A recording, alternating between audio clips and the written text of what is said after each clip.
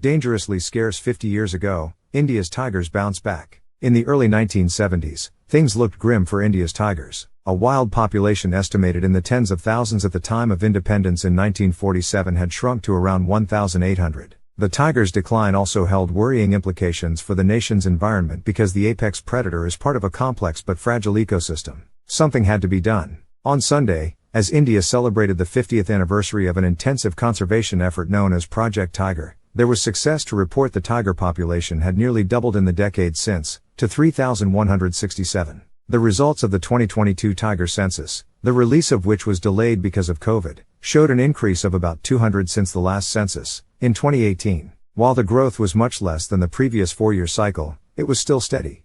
India is the largest tiger range country in the world, Narendra Modi, India's Prime Minister, said in releasing the census after a 12-mile safari ride in the forests of the southern state of Karnataka. These are the results of our conservation culture and people's involvement. Conservation analysts and forest officials say the collapse in tiger numbers in the middle of the 20th century was caused mostly by a rapid expansion of trophy hunting, a practice formerly restricted to the colonial elite. While tiger numbers dwindled drastically, cheetahs disappeared entirely from India. The time between independence and 1972 was one of the worst periods for wildlife in India. Tigers were one of the main targets, said Yadvendradev Jala, a former dean at Wildlife Institute of India who studied the tigers for nearly 2 decades. If Project Tiger had not happened, arguably India may have lost its tigers by now.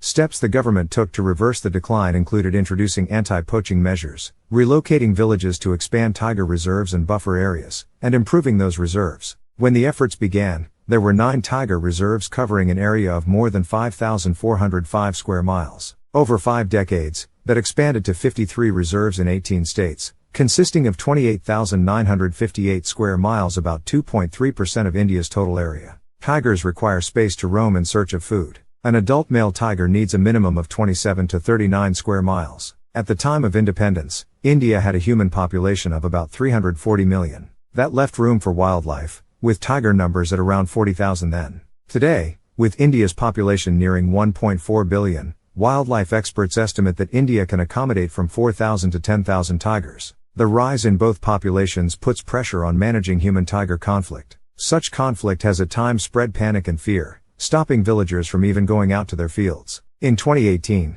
in the western state of Maharashtra, a tigress named T1 was shot dead by a professional hunter after several months of pursuit. T1, the local authorities said, had fatally mauled about a dozen people in the state's Yavatmal district. And despite careful government watch, tigers still die from causes like poaching, poisoning and electrocution. From 2017 to 2021, India lost 547 tigers, including 154 to causes termed unnatural. And 88 of the deaths in that period were attributed to poaching. But the nation now feels rich enough in tigers to consider sending some abroad. Indian authorities are in discussion with Cambodia to help revive the population there, which was wiped out by poaching and hunting. In a related effort, India has received 20 cheetahs from African countries over the past year. While one of the imported cheetahs died because of a medical condition about 6 months after arrival, another gave birth to 4 cubs at a national park in central India.